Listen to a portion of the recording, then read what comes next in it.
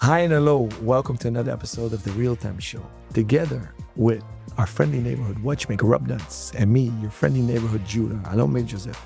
We're sitting in our glass igloo in front of Villa Saracen at Time to Watch is 2025. In front of us, a young entrepreneur that I've been following from afar, and I'm very happy that he wanted to come on the show as he's exhibiting here at Villa Saracen, is Monsieur Louis Jalaper, the founder of Atelier Jalaper with a P. Welcome, Louis.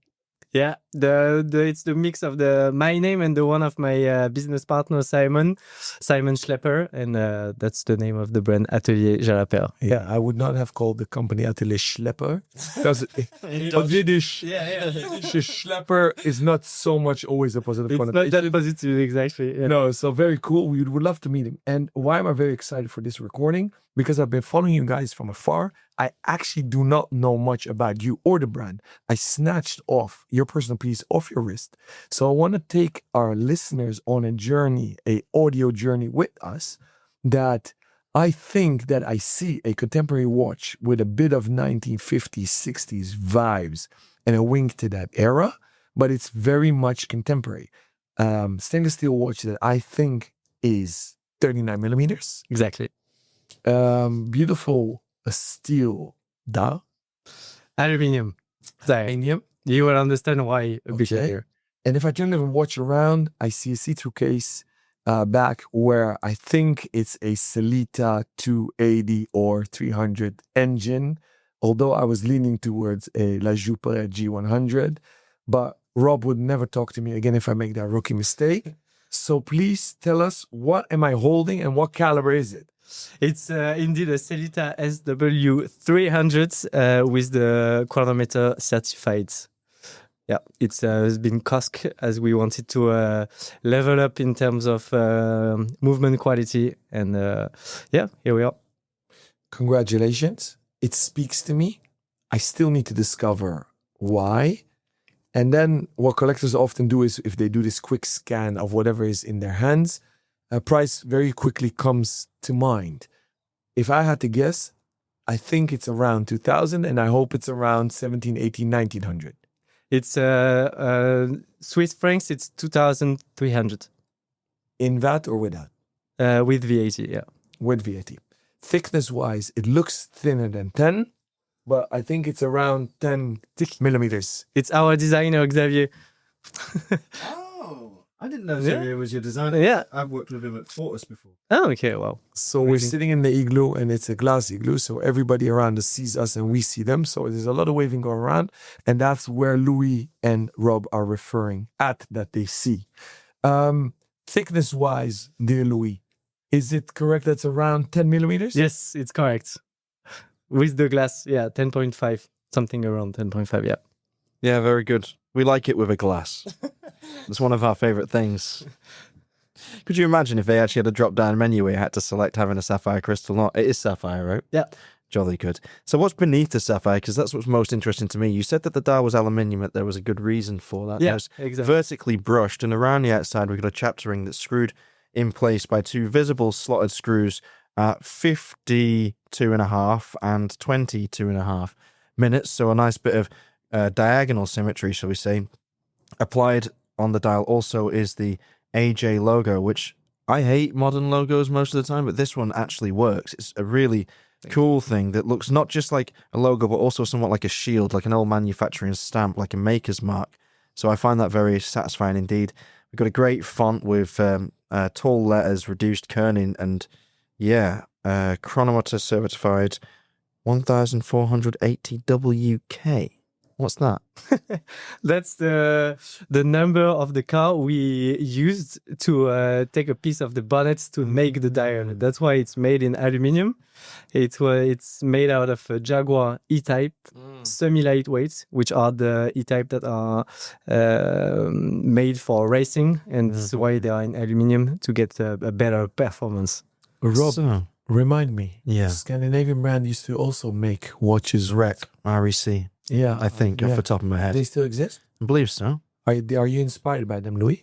Actually, we had the idea, and we quickly obviously discovered that they already did this concept with their brand Rec, but it was absolutely not the way we wanted to develop the concept, and we wanted to do something a bit like more subtle, I would say, and so we still were happy to go on with this the same concept, and to do it in a different way. What comes to mind now is we are very focused on how do we prove sustainability. Are the lab grounds natural or not? Gemstones, no. Do you guys prove that it's actually the bonnet from that particular E-type? And how? Yeah, it's on every project. It's always a different kind of process. Like we started with our first model made out of an Aston Martin DB5, and it was great because the Aston Martin has a department where they could certify the parts that could be authenticated. They can be authenticated or not. So that's very easy. On the other brands, it's not that easy. So what we do is that we record everything from the moment we have the bonnets and how we're going to transform it to cut it, get the paint out and transform it into dyers. Record, you mean video? Yeah. Cool. Where can we find them? On the website? Yeah, on the website. Blockchain? Yeah. No, we don't have it in the blockchain. We could actually. No, it's on the website, on the page of the product, on the project page. And it's available. You can see it, all the steps. Amazing. Modern BMWs don't have any straight edges or surfaces. E-Type, if I recall the design in my head, might have some straight surfaces, flush. Yeah, but most is not straight. How do you make a straight dial? Yeah, it was quite complicated at the beginning to have flat tires, and it's our little secret how to transform the aluminium without having tension into the aluminium to flatten them. And of course the E-Type has a lot of curves, so it was pretty tricky, but now we know how to do it. Is this your first model or collection? No, it's we started with a model based on the Aston Martin DB5. Then we did one project with the Lamborghini Miura, and this is our new collection made out of the E-Type. So would Atelier Jalaper make watches without bonnets of cars? Yeah, well, we have many ideas, and it could be with cars, but also without cars. It could be with submarine if we want to do diving watch. It could be with iconic planes if we want to do a GMT. We have a lot of ideas, and we could have many different kind of vehicles. Okay, you might have answered my question somewhat with that further explanation, because I was curious, why? What's the thread? Are you a mechanic, a race car driver? Are you just a obsessive? But now you're saying that the nature of the watch informs the material that it's made with. So you could do, submarine dial for a dive watch. I like that. That's cool. That makes sense. But how is this all woven into the story of Atelier Jalaper? What's it? How it all started, it's really by passions. My business partner Simon and I, we are huge fans of cars and watches, and we wanted to blend those two universes into a unique and a different way. And we thought about doing it through the material with the actual pieces of the cars. And since then we had this idea, and a lot of people liked it and the way we transform it. So yeah, it all started just by passion, being huge fans of cars in general. Yeah. Okay. Very good. Will you make a watch with a submarine dial? Why not? Yeah, you know any submarine suppliers? Yeah. But we are not closed about this idea. But everything is possible. Now we are very focused on cars because it's really where our passion is. But why not doing it with different vehicles? Definitely. There is something you didn't notice about this watch. Wait, give it to me. Because there are a lot of hidden details. For example, you notice how the screws are placed asymmetrically, and there is also something asymmetrical about this watch that we wanted. It's a reference about the bonnets, which is huge compared to the global volume of the car. and we did something asymmetrical also on it. Oh my god, this is one of those moments when I wish I could pause the podcast to see if I could find it and make it sound like I Rob could is under immediately. pressure right now, so while he's looking, spot the difference. We're playing a game. I've seen something, but I don't want to say it in case it's not meant to be there. Yeah, you can. No. It can't be that.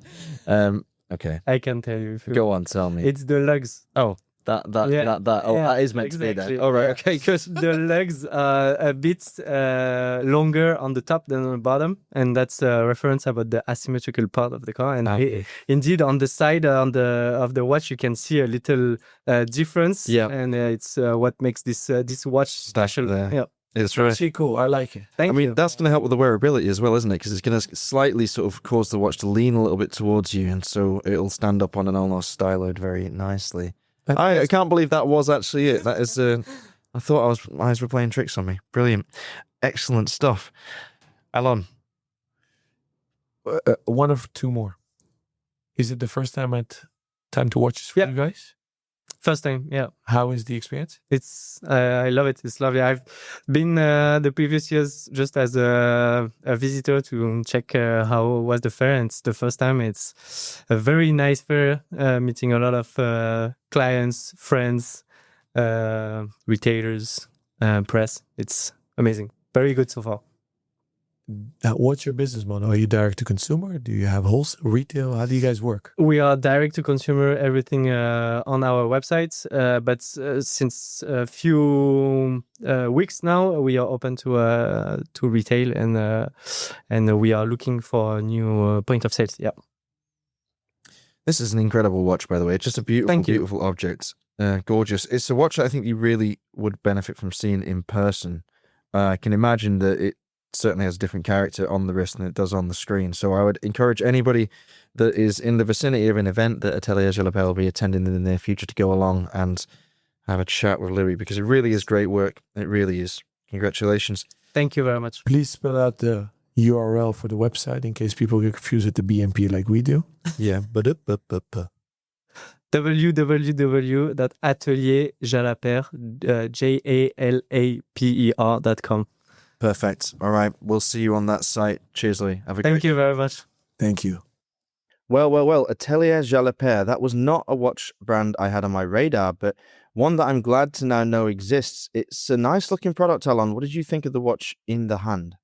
So I wanted to hate it, and I didn't like that it was Louis Jalaper founding the Atelier Jalaper. But you know what? He's a lovely guy. The watches actually really, really impressed me. I always think of REC watches. Do you remember those? REC watches from Scandinavia? Of course I remember them. Yeah. They're still around, aren't they? So that's the funny thing. I immediately thought of them the first time I heard of the brand Atelier Jalaper. And I'm like, okay, guys, what are you bringing new to the table? But it seems that they have their own style DNA, and you can't absorb that on a screen. You have to have them in the middle. Very elegant.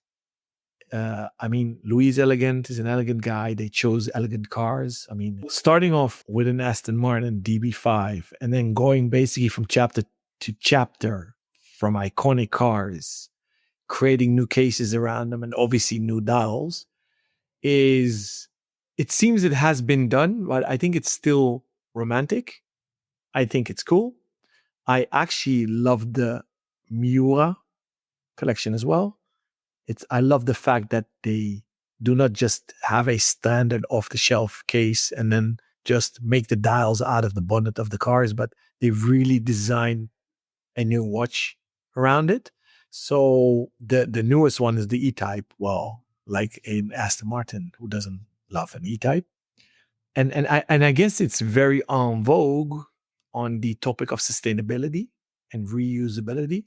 So I wonder if this resonates now with the new generation of collectors or consumers, because REC watches isn't it more than a decade ago already? Maybe they were ahead of their time, Rob? Yeah, I think they were very much ahead of their time in terms of concept. I don't think it was packaged in the same way as it would be nowadays as like upcycling or like trying to sort of claim some environmental friendliness. I think it was just the salvage aspect of it, the fact that you could have this relic on the wrist, and people really enjoyed that. I mean, not only with Rec, this isn't the first time, it isn't the second, third, fourth, fifth time brands have taken bits of something and put them into watches. I mean, Bremont has been doing it for years as well with their Jaguar E-Type models from the past, as well as their Wright Flyer that contains some of the muslin cotton used by the Wright brothers in their early flights in Kitty Hawk. And what else did they do? Codebreaker. They had some wood from the floorboards of Bletchley Park, where the codes in the Second World War were broken by Turing and his cohort. So it's nothing new. It's a question of whether or not you either love what they've done with it, as in the design of the watches, and they are actually, like you said, not off the shelf, very interesting. Each range is completely distinct from the previous, which is great to see. Whether you like that or whether you like the material and the story of either the Miura, the DB5, or the E-Type enough to buy a watch that, in fairness, doesn't cost all that much in comparison to some of the other options on the market that do the same thing. The DB5 line ranges from 800 to 1,150 euros. The Miura, they're all locked to 1,800 euros, and the E-Type is now 2,400. Obviously, like they've stepped up from range to range to range, but this model is easily the most refined. It's the most elegant. The case is perhaps the simplest in many ways, but also the sharpest and the best machined and the most exquisitely finished. The dial, I think, is gorgeous. I'm never really a fan of screws on dials because I feel like it means that you fucked up somewhere and you just have to stick screws on it. You know what I mean? You know what I'm saying, right? Well, yeah, I know what you're saying, but I, strangely enough, love them very much. Obviously, I've done a collab with Cedric Bellon, who has them as well. And I loved the Studio Underdog field watches with the screws on the sapphire dials.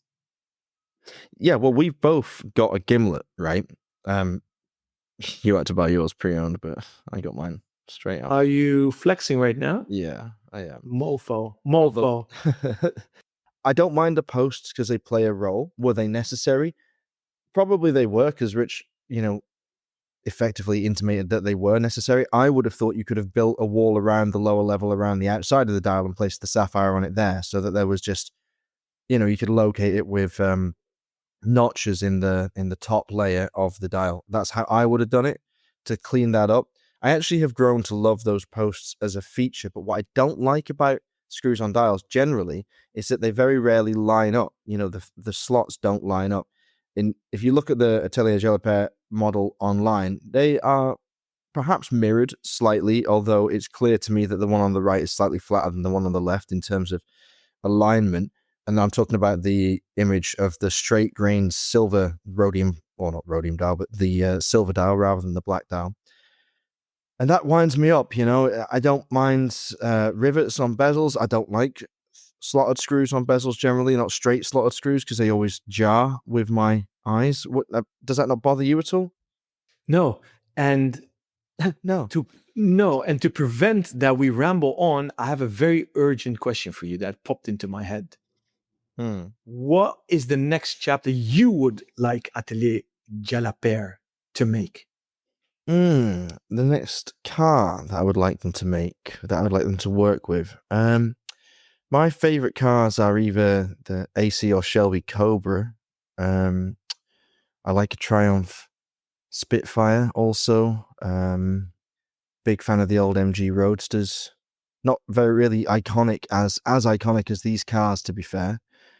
Maybe the is it a Lancia? What's that crazy rally car? The really cool pointy one. The Lancia Stratos. That's the one. That one. Yeah, that. I'd buy that. Especially if I had like the white, red, and green like tricolor like color scheme. I'd go for that. Yeah. What about you? So I, hands down, want a Defender. And I want it because why did this question pop into my head? Because you said rivet. I want this pop rivets that you have on the hoods and the bonnets on the dial. And taking it from there, why stick the cars? Why not use an actual Spitfire plane or any plane that where you have these rivets, you know, these pop rivets in the frame of the plane. Yeah, yeah, yeah, yeah. Would you accept that? Although you don't like screws on the top? I suppose if you made it a real feature, then yeah, I could go for that. So just to wrap up this analysis of this episode, do you think that Atelier Jalaper should stick to cars only, or do you like my idea to taking it out into airs, planes, cars, and trains, or whatever? Well, trains I'd be really into, actually. And in fact, to be honest, I really like trains. I like trains more than I like cars. And now I'm thinking about it, I can't think of many watch brands that have really lent on like a locomotive vibe, considering the whole railroad history. You know, obviously we've got things like the Railmaster from Omega, but I mean, what the hell is that? I mean, it's just a watch. It's just a basic watch, right? I mean, it was just Yeah. the watch that they made for rail people at the time.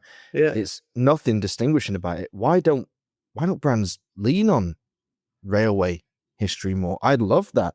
You know, could you melt down some old tracks or something? Or could you, I'm sure there must be some very interesting things in the locomotives, older locomotives, like brass handles that could be melted down into medallions like Johnny Garrett does for the medallions on the back of his William Wood watches, you know, something like that. But locomotion based, I'd be really into that. Yeah. So yes, Atelier Jalaper, go ahead, grab that by the balls and take it where you want to take it. I love it. You heard it first on the Real Time Show.